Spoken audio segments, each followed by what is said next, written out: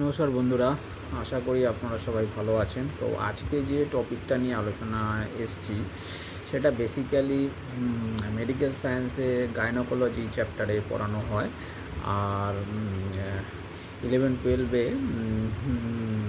Reproductive ফিজিওলজিতে এটা আলোচিত করা হয়। সেটা হচ্ছে আজকে কয়েকটা ছোটো ছোটো টপিককে মাল্টিপ্লাই করে বলবো, যদিও এই টপিকগুলো একে অপরের সাথে অঙ্গাঙ্গিকভাবে যুক্ত।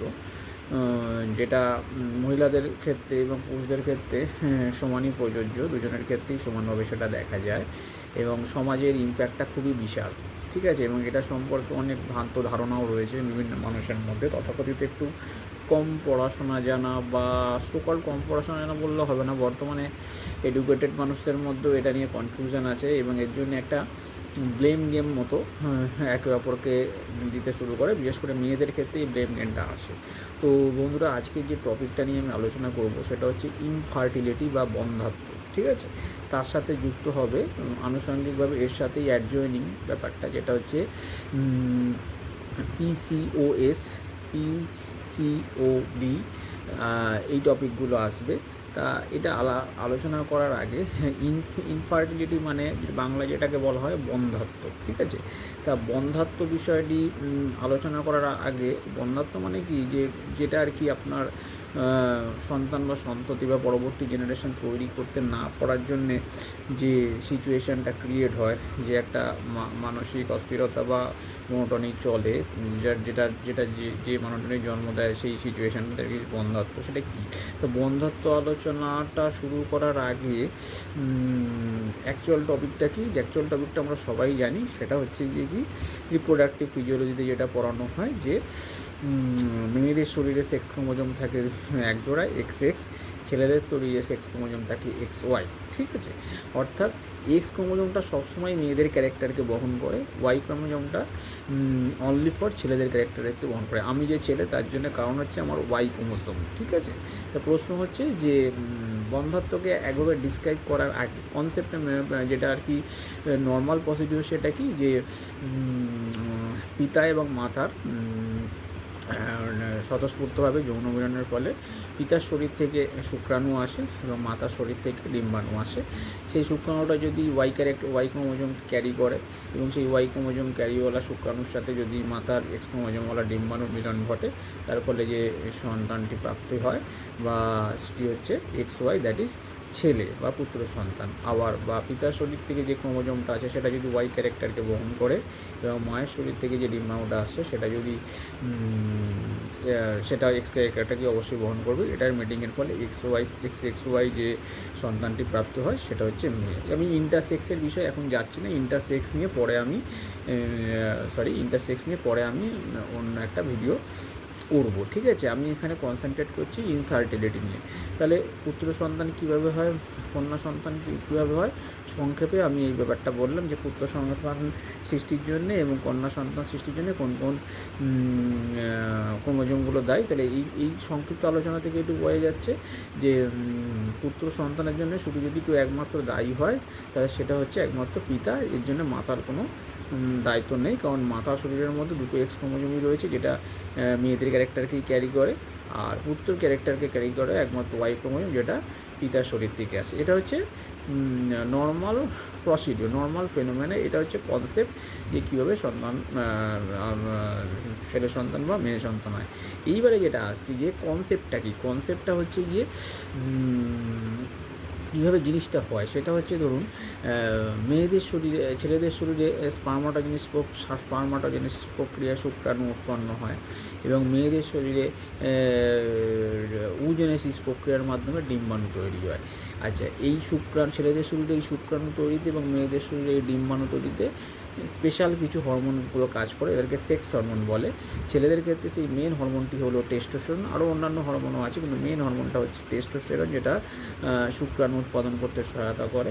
এবং মেয়েদের শরীরের মেন হরমোন যেটা ডিম্বাণু উৎপাদন করতে সহায়তা করে, that is follicle sell stimulating hormone বা FSH, এছাড়া লুটিনাইজিং হরমোন LH। এছাড়াও অন্যান্য হরমোনগুলো আছে, কিন্তু এই দুটো হরমোন হচ্ছে ছেলে বা মেয়ের শরীরের মেন হরমোন। এবার কি হলো, শুক্রাণু উৎপন্ন হলো, ডিম্বাণু উৎপন্ন হলো। এবার মেয়েদের শরীরে একটি মাসিক চক্র সংগঠিত হয়, যেটা মেনস্ট্রুয়াল সাইকেল বলে, 28 দিন বা কোনো কোনো ক্ষেত্রে 30 দিন, এবং একটা নির্দিষ্ট সময় অন্তর অন্তর মেয়েদের ডিম্বাশয় থেকে ডিম্বাণুটা বেরোয়, ঠিক আছে। এবং ছেলেদের শরীর থেকে স্পোটাম থেকে টেস্টিস থেকে শুক্রাশয় থেকে মানে শুক্রাণু উৎপন্ন হয়। তাহলে একটা নির্দিষ্ট সময়ে পিতা এবং মাতার মধ্যে মিলনের ফলে ছেলেদের শরীর থেকে শুক্রাণুটা যায়, মেয়েদের ডিম্বাশয় থেকে ডিম্বাণুটা বেরোয়। শুক্রাণু ডিম্বাণুর মিলনটা কোথায় হয় না ফ্যালোপিয়ান টিউব বলে একটা অংশ আছে মেয়েদের শরীরে, সেই ফ্যালোপিয়ান টিউবের মধ্যে শুক্রাণু এবং ডিম্বাণুর মিলন হচ্ছে, হওয়ার ফলে জাইগোট ফর্মেশনটা হচ্ছে বা ভ্রূণ ফর্মেশন হচ্ছে। সেই ভ্রূণটা কোথায় জরায়ুতে থাকে, সেটা বাড়তে থাকে, বাড়তে বাড়তে বাড়তে বাড়তে বিজ্ঞানের ভাষায় 9 মাস 10 দিন মানে 270 প্লাস মাইনাস 10 দিনের মাথায় সেটা একটা নির্দিষ্ট সময় পরে মাতার শরীর থেকে পৃথিবীতে ভূমিষ্ঠ হয়। এখানে আপনার premature delivery, postmature ডেলিভারিটাকে আমি একটু সরিয়ে রাখলাম। প্রি ম্যাচিওর ডেলিভারি মানে এখন আপাতত একটু সংক্ষেপ বলে দিই, যে সময় হওয়ার কথা তার অনেক আগে হয়ে যায়।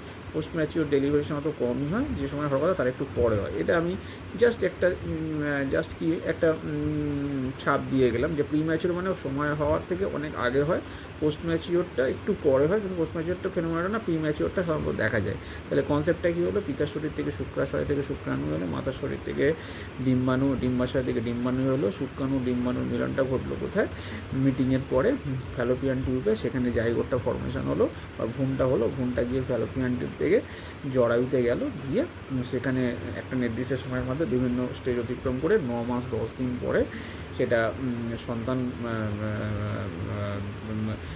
9 মাস 10 দিন পরে সন্তানটা মাতার শরীর থেকে পৃথিবীর বুকে ভূমিষ্ঠ হলো। এটা হচ্ছে নর্মাল কনসেপ্ট, সে ছেলে হোক বা মেয়ে হোক যাই হোক, এটা হচ্ছে নর্মাল কনসেপ্ট।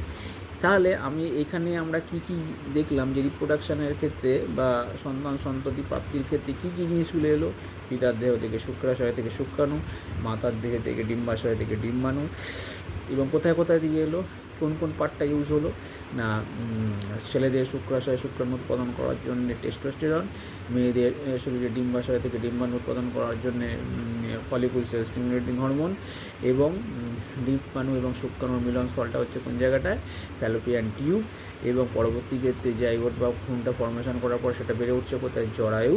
তারপরে একটা নির্দিষ্ট সময় পরে সন্তানটি মাতার শরীর থেকে পৃথিবীতে ভূমিষ্ঠ হলো। এই হচ্ছে মানে কী জিনিসগুলো লাগলো। এইবার আমি টপিকে ফিরছি যে বন্ধ্যাত্ব মিন্স যে সন্তান উৎপাদন করতে পারছে না, এবং সবসময় জানবেন বন্ধ্যাত্ব আমরা সবসময় মেয়েদেরকেই ধরে নিই, সেটা ভুল, সেটা সর্বৈব ভুল।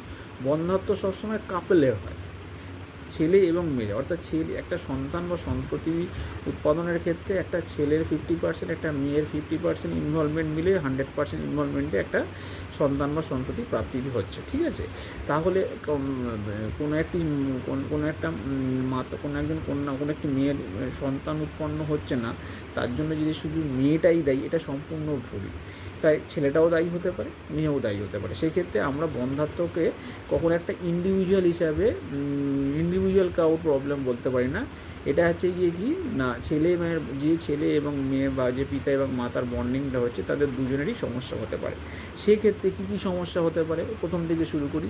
ছেলেদের শরীর থেকে হয়তো শুক্রাণু উৎপাদনটা ঠিকঠাক হচ্ছে, অ্যাট দ্য সেম টাইম মেয়েদের শরীর থেকে ডিম্বাণু উৎপাদনটা ঠিকঠাক হচ্ছে।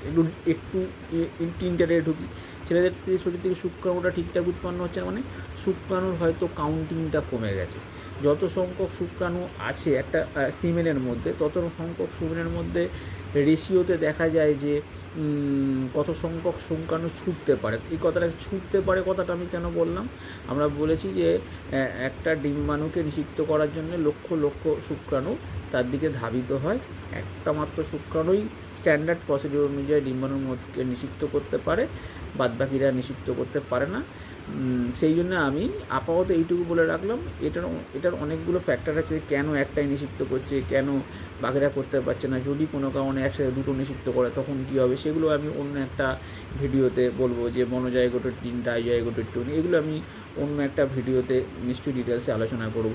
কিন্তু আপাতত এখানে এইটুকুনি বলে রাখছি যে একটা শুক্রাণু যে যে বীর্যটা ছেলেদের যে বীর্যটা আছে সেই বীর্যের মধ্যে যে শুক্রাণুর সংখ্যা কত, কাউন্টিংটা ঠিক আছে না কাউন্টিংটা কমে গেছে, সেই শুক্রাণুর মধ্যে যতগুলো শুক্রাণু রয়েছে সেই শুক্রাণুর সচলতা বা মুভমেন্ট বা গতি প্রকৃতি বা নেচারটা কি শুক্রাণুগুলোকে ছুটতে পারে নাকি দুর্বল, এই জিনিসগুলোকে ছেলেদের স্পামের ক্ষেত্রে স্পামের গুণমানের ক্ষেত্রে দেখে নেওয়া হয়। অ্যাট দ্য সেম টাইম মেয়েদের ডিম্বাশয়ের ক্ষেত্রে যে ডিম্বাণুগুলো উৎপাদন হচ্ছে, বুঝলি না, ডিম্বাশয় থেকে ডিম্বাণু উৎপন্ন হচ্ছে না, অর্থাৎ ডিম্বাশয় থেকে ডিম্বাণু উৎপন্ন যখন হয় না তার মানে তার মাসিক ঋতুচক্রটা ইরেগুলার হয়ে যায়, কারণ ডিম্বাশয় থেকে ডিম্বাণু নির্গতরা হয় বলেই তো তার শরীরের মধ্যে মেনস্ট্রুয়াল সাইকেলটা হয়। তাহলে এই ডিম্বাণু হয়তো ডিম্বাণুর যে গুণমান আছে সেই গুণমানটা ঠিকঠাক আছে কিনা বা সেটা ঠিকঠাক সময় নির্গত হচ্ছে কিনা, এটা একটা ফ্যাক্টর।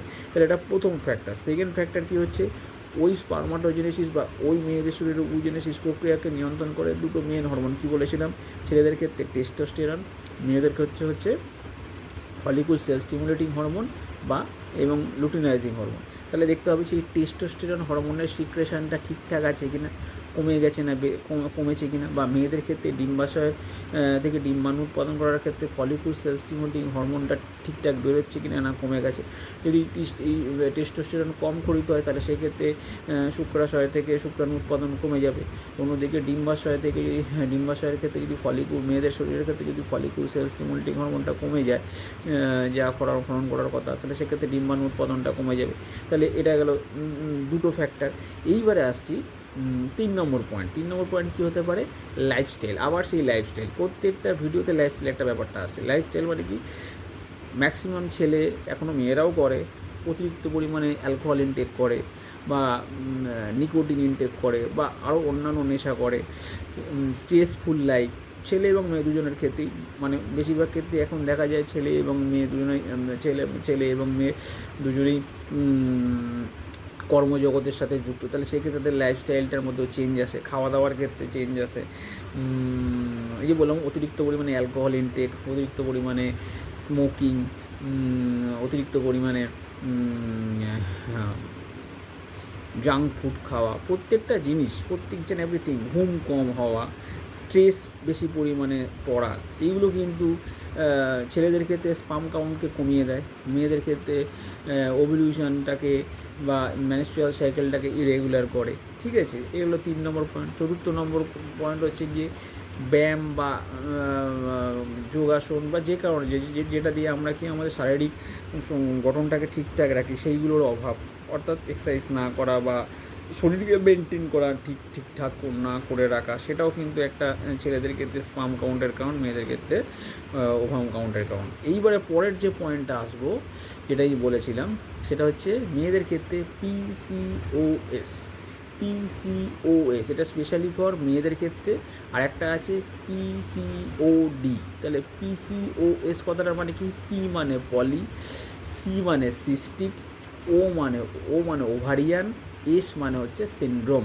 তাহলে এটাকে যদি বাংলায় বলি আমরা কী বলবো, পলি মানে প্রচুর, সিস্টিক মানে ফোড়া টাইপের কিছু একটা অংশ, ওভারিয়ান মানে ডিম্বাশয়, সিনড্রোম মানে বাংলায় বললে মেয়েদের শরীরের ডিম্বাশয়ে প্রচুর পরিমাণে অনেক সংখ্যায় মানে পরিমাণে প্রচুর সংখ্যায় যদি সিস্ট বা ফোড়া জাতীয় কিছু হয়, তার ফলে যে ডিম্বাশয়ের যে বিভিন্ন ধরনের রোগগুলো প্রকাশ পায় তাকে বলা হয় পলিসিস্টিক ওভারিয়ান সিনড্রোম। আবার বলি, পলিসিস্টিক ওভারিয়ান সিনড্রোম মানে হচ্ছে পলি মানে প্রচুর, সিস্টিক মানে সিস্ট বা ফোড়া, ওভারিয়ান মানে ডিম্বাশয়, সিনড্রোম মানে তার জন্য যে লক্ষণগুলো প্রকাশ পাচ্ছে, মানে মেয়েদের শরীরের ডিম্বাশয়ে প্রচুর সংখ্যায় অনেক সিস্ট বা ফোঁড়া হওয়ার জন্যে যে লক্ষণটা প্রকাশ পায় বা একাধিক যে লক্ষণটা প্রকাশ পায়, সিনড্রোম মানে অনেকগুলো সমস্যা যেগুলো সৃষ্টি হয়, তাদেরকে বলা হয় পলিসিস্টিক ওভারিয়ান সিনড্রোম।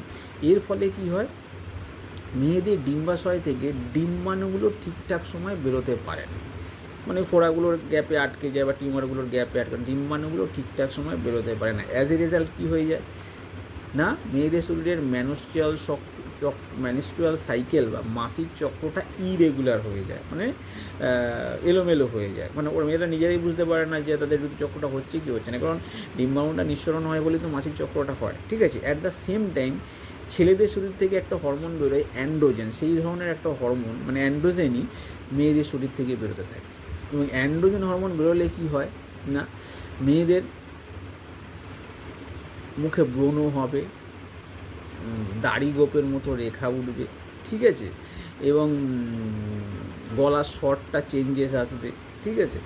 এইগুলো থেকে এই সিমটম থেকে কিন্তু মহিলারা বুঝতে পারে তাদের পিসিওএস হয়েছে, ঠিক আছে। তাহলে পিসিওএস কনসেপ্টটার মানে কি বললাম, পলিসিস্টিক ওভারিয়ান সিনড্রোম। এর ফলে কী হয়, মহিলাদের ডিম্বাশয়ের মধ্যে অনেক সংখ্যায় কী হয় না, সিস্ট তৈরি হয় বা হচ্ছে কী বলে ছোটো ছোটো টিউমার তৈরি হয়, যেগুলো তৈরি হওয়ার ফলে মহিলাদের ডিম্বাশয় থেকে একটা নির্দিষ্ট সময় অন্তর যে ডিম্বাণুগুলো মানে বেরোনোর কথা ছিল সেটা বেরোতে পারে না, আটকে যায়, যার ফলে তাদের মেনস্ট্রুয়াল চক্র বা মাসিক ঋতুচক্রটা ইরেগুলার হয়ে যায়।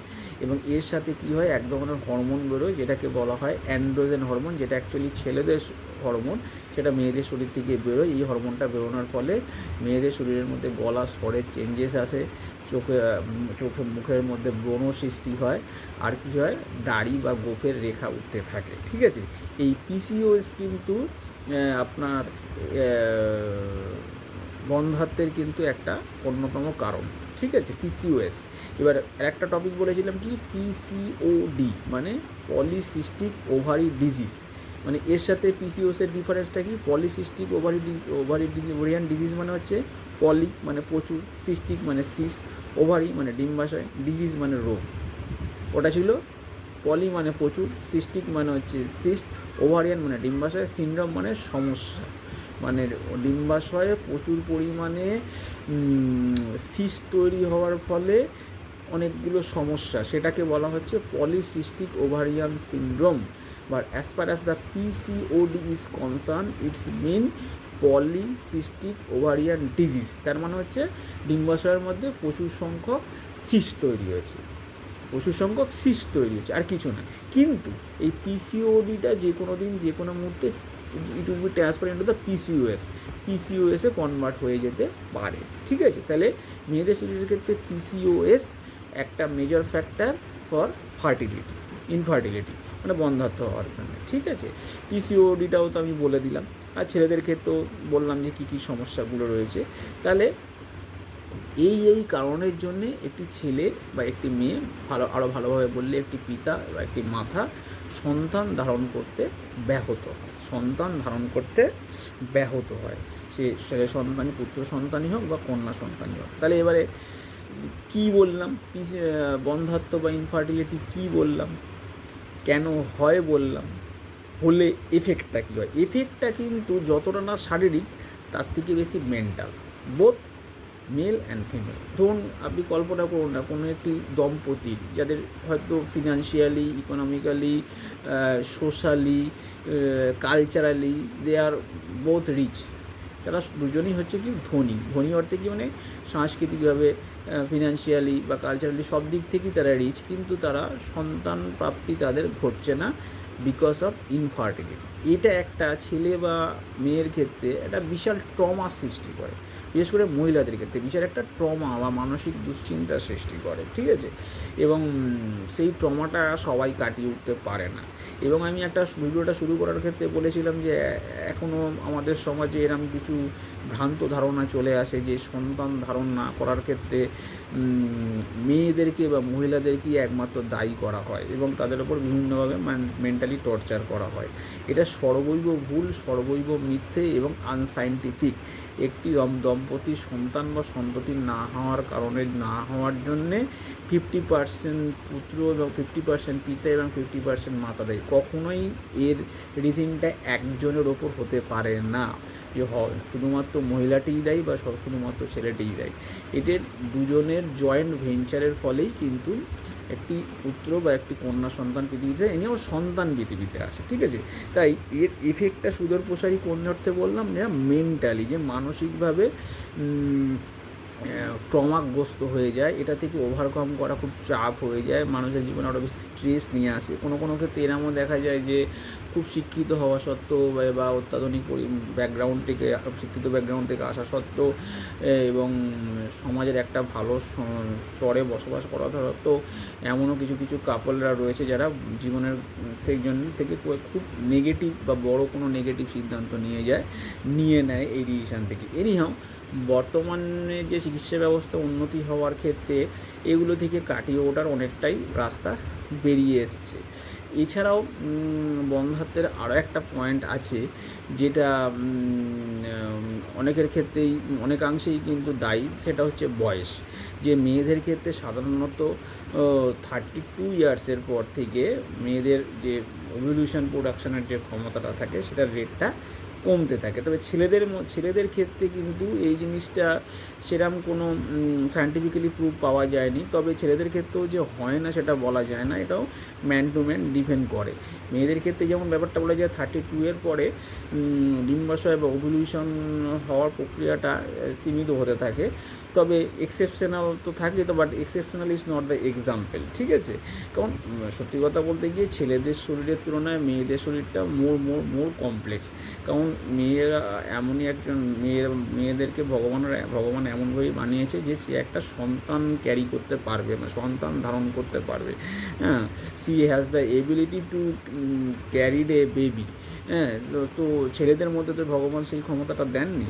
তা সেদিক থেকে দেখতে গেলে মেয়েদের শরীর কিন্তু ছেলেদের শরীরের থেকে অনেক জটিল, এবং মেয়েদের শরীরের মধ্যে হরমোনাল চেঞ্জেসগুলো কিন্তু ছেলেদের তুলনায় অনেক বেশি ফাস্ট ঘটে, ঠিক আছে? তা সেই দিক থেকে বলতে গেলে বয়স উভয়ের ক্ষেত্রেই একটা ফ্যাক্টর করে, কিন্তু মেয়েদের ক্ষেত্রে ফ্যাক্টরটা বেশি করে সন্তান উৎপাদনের, মানে সন্তান জন্ম দেওয়ার ক্ষেত্রে বা বেবি ধারণ করার ক্ষেত্রে, ঠিক আছে? তাহলে বন্ধ্যাত্বের কারণগুলো কী বললাম, এফেক্টটাও তো বললাম, ফলাফলটা এটা মানসিকভাবে খুবই ট্রমাগ্রস্ত করে দেয়, বিশেষ করে মহিলাদের ক্ষেত্রে, এবং সামাজিক দিক থেকেও একটা ট্রমা থাকে, সমাজের দিক থেকেও ট্রমা থাকে। এইবার যদি আমি চলে আসি, সেটা হচ্ছে গিয়ে উপায় কী? উপায় মানে সলিউশন কী হতে পারে? সলিউশন সাধারণত যেটা আমরা দেখি যে যেগুলো মানুষের হাতে আছে, যেটা মানুষের হাতে রয়েছে, সেটা হচ্ছে ধরুন লাইফস্টাইলটাকে ঠিকঠাক করা, ঠিক আছে? অ্যালকোহল, নিকোটিন বা এই জাতীয় বস্তুগুলোকে জীবন থেকে আস্তে আস্তে সরিয়ে দেওয়া, একটা নির্দিষ্ট সময়ের মধ্যে মিটিংটা করা, বয়সের মধ্যে মিটিংটা করা। এছাড়াও অবশ্যই ডাক্তারকে নিজের সমস্যাটা জানানো, বিশেষ করে গাইনোকোলজিস্টদের সাথে কনসাল্ট করা, তাদের ওপিনিয়নটা নেওয়া, তারা কি বলতে চাইছেন সেটা নেওয়া। তবে এইগুলোর মধ্যে দিকে, এই প্রসিডিওরগুলোর মধ্যে দিকে আমাদেরকে এই প্রবলেমটাকে ডিল করতে হবে, ঠিক আছে? তবে কিছু জিনিস আমি বলেছিলাম যে বিশেষ করে স্পারমাটোজেনেসিস মানে ছেলেদের ক্ষেত্রে, আর উজেনেসিস মানে মেয়েদের ক্ষেত্রে, অর্থাৎ বাংলায় বলে শুক্রাণু উৎপাদন প্রক্রিয়াটা, ডিম্বাণু উৎপাদন প্রক্রিয়াটা, এটা টোটালটাই হচ্ছে গিয়ে হরমোনের ওপর একটা নির্ভর করে, মানে হরমোন কন্ট্রোল করে। ছেলেদের ক্ষেত্রে টেস্টোস্টেরন, মেয়েদের ক্ষেত্রে এফএসএইচ বা আপনার লুটিনাইজিং হরমোন। তাহলে এই হরমোনগুলোও তো আমাদের শরীরের মাস্টার গ্ল্যান্ড থেকে কন্ট্রোল হয়, সেগুলো তো জেনেটিকভাবে কোনো না কোনো জিনিস এগুলোকে কন্ট্রোল করে, ওভারঅল জেনেটিক্যাল ব্যাপারটা থেকেই যায়। তা এইগুলো সব কিছু জিনিস আমাদের হাতে থাকে, কিছু জিনিস জেনেটিক্যালি হয়ে যায়। সেই দিক থেকে যেই সমস্ত জিনিসগুলো এমন জায়গায় চলে যায় যেখানে আর হয়তো মানে বায়োলজিক্যালি কেউ সন্তান উৎপাদন করতে পারছে না, কোনো সময় মানে পুত্র হোক বা কোনো পিতা হোক বা মাতা হোক, তখন তো আমাদের এখানে একটা আলাদা কনসেপ্ট ডাক্তার ওরা নিয়ে এসছে, চিকিৎসা বিজ্ঞান নিয়ে এসছে, সেটাকে বলা হয় আইভিএফ, ইনভিট্রো ফের্টিলাইজেশন। সেটা কি? সেটা হচ্ছে যেটাকে আমরা আগে টেস্ট টিউব বেবি বলতাম, ঠিক আছে? মানে টেস্ট টিউবের মধ্যে এই জিনিসটা হয়। তাহলে ইনভিট্রো ফের্টিলাইজেশন বা টেস্ট টিউব বেবিটা বলার আগে আর একটা জিনিস আমি বলে দিই, যে আমি বলেছিলাম যে সন্তান উৎপাদনের ক্ষেত্রে মহিলাদের শরীরে কী জিনিসগুলো ব্যবহৃত করা হয়, ফ্যালোপিয়ান টিউব, ইউটেরাস। তাহলে ফ্যালোপিয়ান টিউবের মধ্যে ব্লকেজের ফলেও অনেক সময় সন্তান ধারণ করতে পারে না। ধরুন বাবার শরীর থেকে শুক্রাণু গেল, মায়ের শরীর থেকে ডিম্বাণু গেল, গিয়ে ফ্যালোপিয়ান টাইপে তো মিটিং হবে, কিন্তু শুক্রাণু ডিম্বাণুকে ইনজেক্ট করার আজকে মাঝখানে একটা ধরুন এমন একটা প্রাচীর তৈরি হয়ে গেছে ফ্যালোপিয়ান টিউবের মধ্যে যে শুক্রাণুটা ডিম্বাণুর সাথে মিট করতে পারছে, এটা হতে পারে। দ্বিতীয় কথা হচ্ছে জরায়ু। অনেক সময় কী হয়, জরায়ুর মধ্যে সংক্রমণ হয়, প্রদাহ হয়, যার ফলে হয়তো এমব্রায়োটা ঠিকঠাক করে বাড়তে পারছে না, বা জরায়ুর মধ্যে কি হয় না জাইগোটটা বা ভ্রূণটা তৈরি হয় সেখানে আস্তে আস্তে বাড়তে থাকে, ঠিক আছে। কিন্তু জরায়ুর কোনো সমস্যার জন্য বা কোনো টিউমারের জন্য হয়তো সন্তানটা সেখানে বড় হতে পারে না, ঠিক আছে। তাহলে ফ্যালোপিয়ান টিউব গেল, জরায়ু গেল, হরমোনের ব্যাপারটা তো আগেই বলে দিলাম।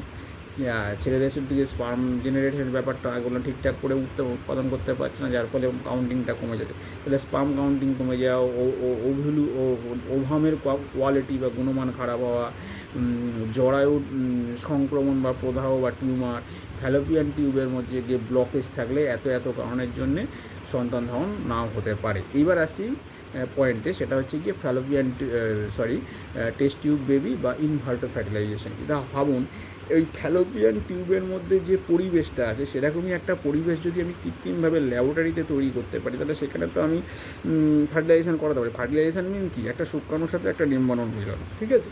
তাহলে একটা শুক্রাণুকে একটা ডিম্বাণুর সাথে যদি মিলন ঘটিয়ে সেটা যদি একটা ল্যাবরেটরির মধ্যে করা হয়, পরবর্তী ক্ষেত্রে যখন শুক্রাণু ডিম্বাণুর মিলন হওয়ার পর যে জাইগোটটা তৈরি হবে সেটা যদি মাতার শরীরের জরায়ুর মধ্যে ঢুকিয়ে দেওয়া হয়, তাহলে কি হবে, আস্তে আস্তে সন্তানটা সেখানে বড় হয়ে একটা নির্দিষ্ট সময় ভূমিষ্ঠ হবে। কিন্তু জিনিসটা এতটা সহজ না। আগে এটা টিউবের মধ্যে করা হতো, পরবর্তী ক্ষেত্রে এটা এখন পেট্রি ডিশের মধ্যে করা হয়। এই ফ্যালোপিয়ান টিউবের যে পরিবেশটা সেরকম টাইপের একটা কারণ নিষেকটা তো ফ্যালোপিয়ান টিউবের মধ্যে হয়, মিটিংটা তো ফ্যালোপিয়ান টিউবের মধ্যে হয়। তাই এই ধরনের ফ্যালোপিয়ান টিউবের মধ্যে যে পরিবেশটা আছে ওরকম ধরনের একটা পরিবেশ যদি আমি পরীক্ষাগারে একটা টেস্ট টিউব বা একটা পেট্রি ডিশের মধ্যে করতে পারি, তাহলে সেক্ষেত্রে সেই ঘটনাটা ঘটে। হ্যাঁ, বেসিক পার্থক্যটা হচ্ছে যে কোনো একটি পিতার কনসার্ন বা একটা মহিলার কনসার্ন নিয়ে একজনের শুক্রাণুর সাথে ওরা একজনের ডিম্বাণুর মিলন ঘটিয়ে মাতার শরীরের মধ্যে আমরা এটাকে ঢুকিয়ে দিলাম, যে সেই জাইগোটটা সেখানে বড় হতে থাকলো, সন্তান প্রাপ্তি হবে। এটা হচ্ছে কি আপনার ইনভার্টিভ ফার্টিলাইজেশন বা ওটা কী বলে টেস্ট টিউব বেবি আমরা বলতে পারি। তাহলে আশা করি ইনফার্টিলিটি জিনিসটা কী এবং তার কারণটা কী, সেটা কী করে হচ্ছে, হলে কি হচ্ছে এবং কিভাবে এটা থেকে ওভারকাম করতে পারি, এই বিষয়টা আপনাদেরকে বোঝাতে পেরেছি। হোপফুলি আশা করি আপনাদের এই ভিডিওটা ভালো লাগবে। যদি ভিডিওটা ভালো লেগে থাকে তাহলে অবশ্যই লাইক, শেয়ার, কমেন্ট করবেন এবং ইউটিউবে আমার চ্যানেলটা সাবস্ক্রাইব করবেন। পরবর্তী দিনে আমি আরও গ্রহণযোগ্য আরও ভালো কিছু ভিডিও আপনাদের সামনে আনার চেষ্টা করব এবং যদি ভিডিওটা ভালো লেগে থাকে অবশ্যই লাইক, শেয়ার, কমেন্ট করবেন।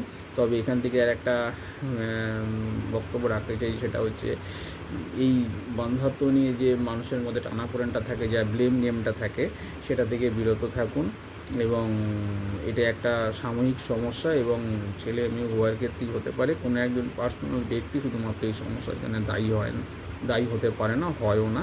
তাই সমস্ত বিষয়টাকে ঠান্ডা মাথায় ডিল করুন, গাইনোকোলজিস্টদের সাথে ওপিনিয়ন নিন এবং সেদিক থেকে হয়তো আপনার একটা পজিটিভ রেজাল্ট পেতে পারেন। আশা করি আপনার ভিডিওটা ভালো লেগেছে। আবার নিশ্চয়ই সামনের দিনে কোনো ভালো ভিডিও নিয়ে আপনাদের সামনে হাজির করব এবং স্টুডেন্টদের ক্ষেত্রে বলছি, তোমাদের ক্ষেত্রে রিপ্রোডাক্টিভ ফিজিওলজির ক্ষেত্রে এই টপিকগুলো যথেষ্ট গুরুত্বপূর্ণ। আশা করি তোমরা এই টপিক থেকে তোমাদের প্রয়োজনীয় প্রশ্নের উত্তরগুলো পেয়ে গেছো। পরবর্তী ক্ষেত্রে আরও শিক্ষামূলক কিছু ভিডিও আমি নিয়ে আসবো। আপাতত এখানেই এই টপিকটা শেষ করলাম। ভালো থাকবেন। শুভরাত্রি। ধন্যবাদ।